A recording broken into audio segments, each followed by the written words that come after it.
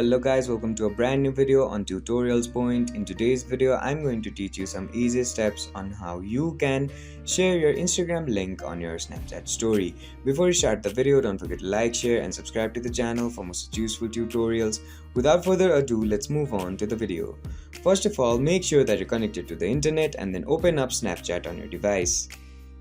After you open up Snapchat on your device, simply click a picture for your story, which will guide you to this page. Now on this page, click on this pin option on the right hand side of your screen. What you have to do is type in instagram.com and hit the search button.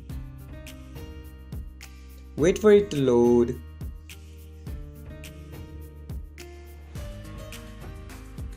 After the instagram.com loads, you'll be guided to your login page, and if you have already logged in, you'll be guided to your Instagram account. So all you have to do is click on this attach to snap option on the bottom of your screen, and there you have it. Your Instagram account has been linked to your Snapchat story. I hope this video helped you to link your Instagram to your Snapchat story. Don't forget to like, share and subscribe to the channel for more such useful tutorials. Thank you for watching.